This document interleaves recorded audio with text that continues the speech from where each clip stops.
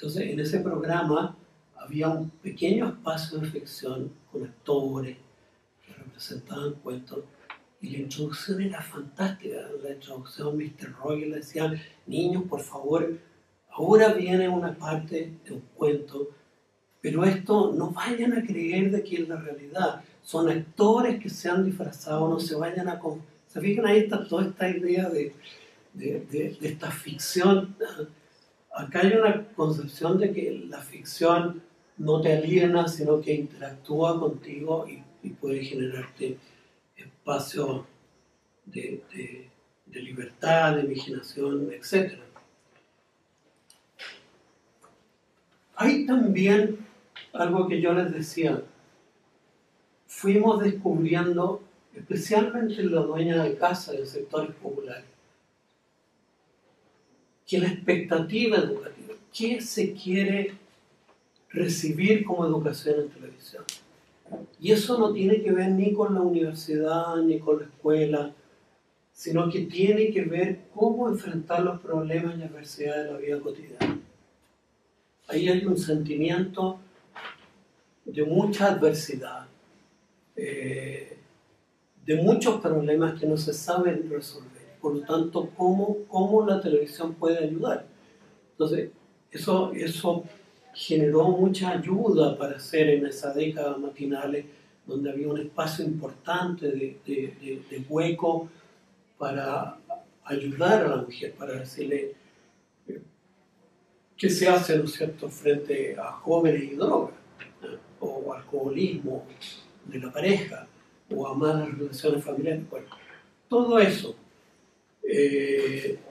Y eso genera un impacto muy fuerte en esto, de que educación en televisión no es poner a la escuela dentro de la televisión, que fue toda la idea de 30 o 40 primeros años.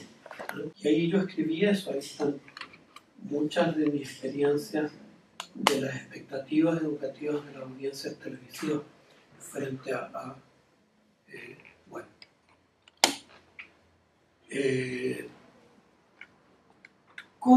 ¿Cómo fuimos descubriendo cómo la audiencia televisiva se educa en televisión? Y no es tanto porque nosotros los profesores estemos hablando como estoy yo hablando aquí, o como hablamos nosotros en clase. La universidad es la situación de recepción de conceptos, ¿eh? Y eso es lo propio, ¿eh? Aquí tenemos que hacer ese trabajo analítico, de investigar, de todo esto que estamos haciendo aquí. Pero esto no sirve en televisión.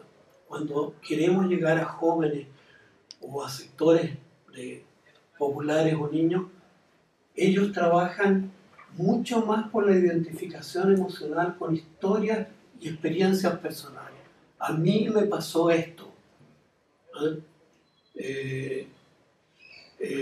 Entonces, esa experiencia personal empieza a presionar para ocupar un hueco.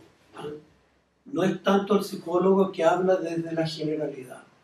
Miren, los jóvenes entre tal y tal edad quieren probar las drogas, y en un 82% las prueban, ¿no es cierto?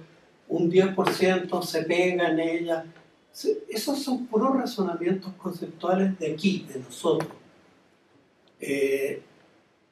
A la gente no le interesa eso, ni entiende la estadística. 82% del promedio. ¿Qué es lo que es el promedio para ellos?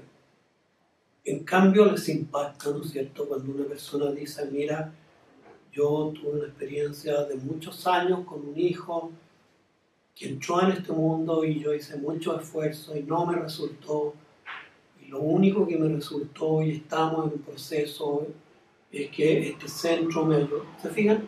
Esa anécdota, el valor de la anécdota, el valor del testimonio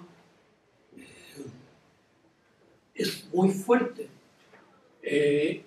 Y eso nos llevó, por ejemplo, a apreciar ciertos géneros televisivos muy populares en América Latina, como es el docudrama, que los mexicanos lo inventaron por ahí en los 80, en los 90.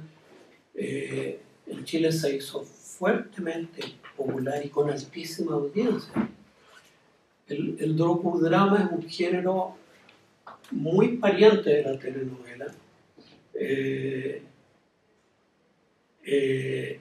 Se distingue que son unidades de una hora y media cerrada, es una anécdota, una historia.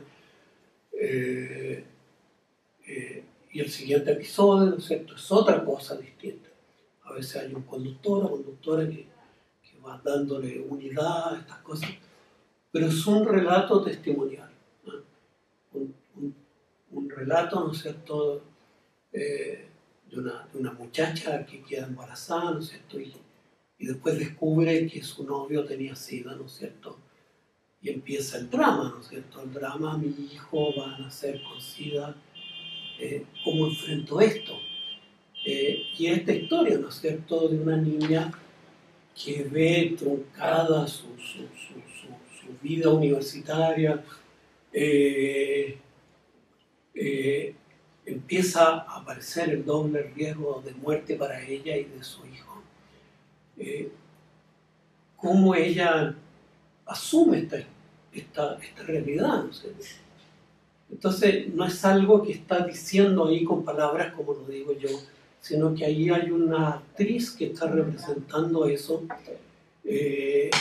cómo su vida afectiva se destruye, porque el enamorado también tiene SIDA, muere en algún momento, y la muerte empieza a aparecer en la vida, ¿no es cierto?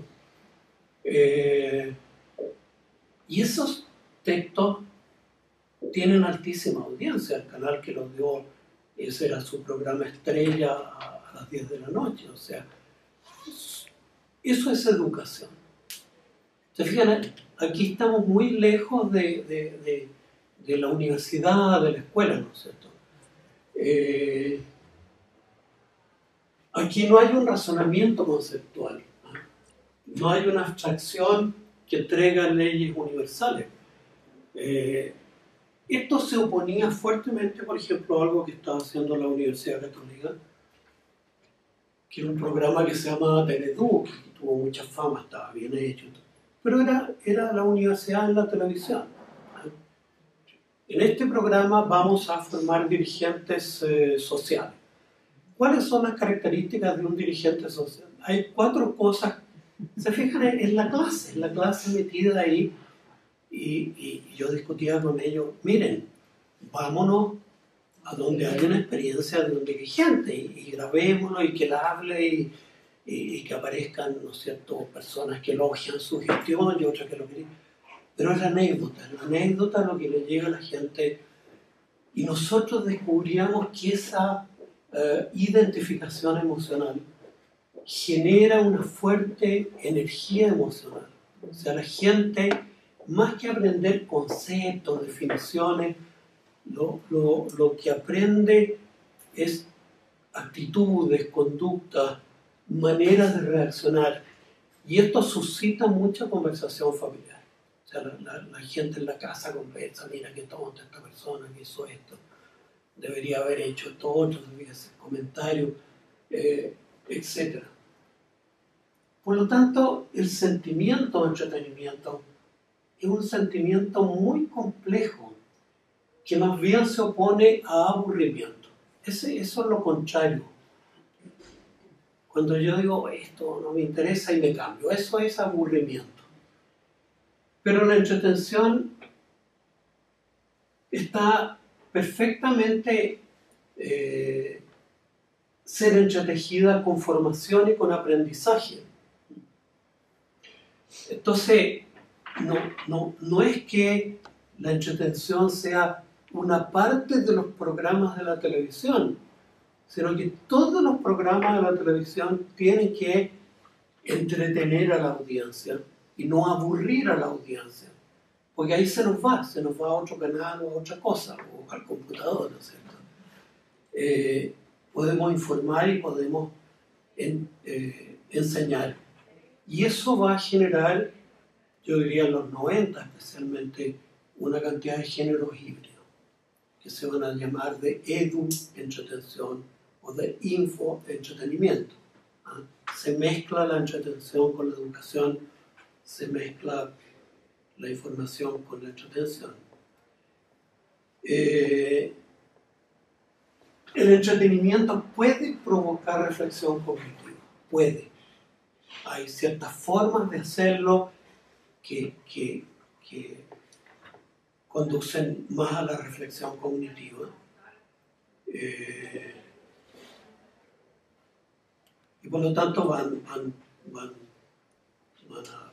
a llevar estas ideas de entretención.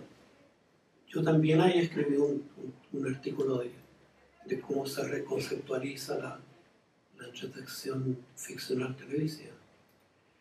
Hay un autor español, un catalán, Joan Ferrés, que yo hoy menciono un par de libros de él, que él también ha trabajado mucho en esta idea de la gratificación, de que la recepción televisiva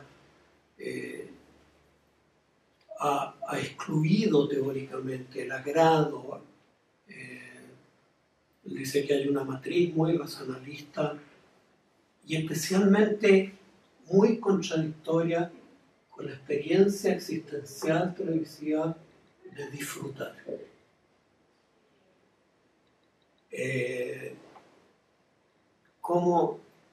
Déjame contarle una experiencia. Cuando yo llegué a la Universidad Católica en el año 2005, 2006,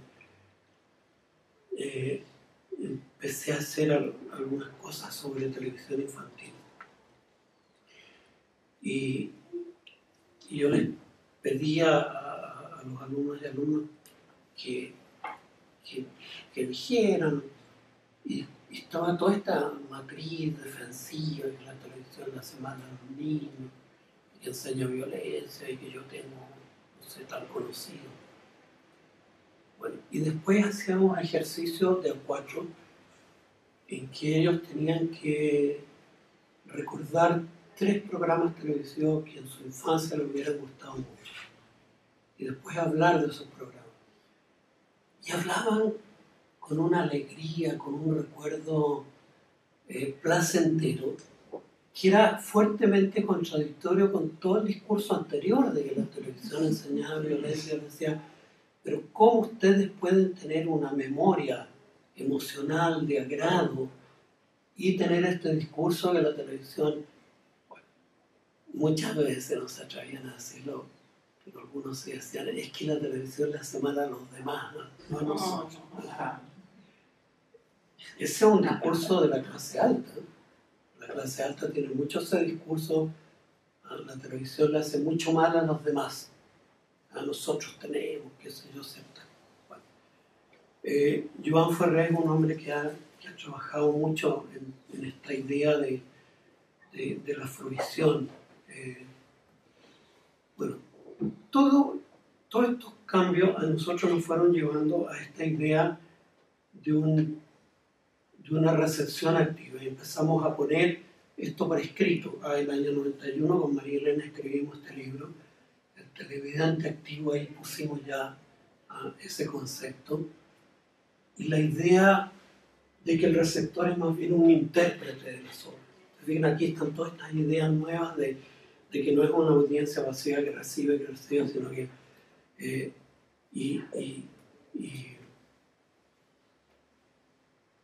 que hay todo un trabajo de interpretación, resignificación, desde una cultura sociofamiliar, en que hay capitales culturales distintos, ¿no es cierto?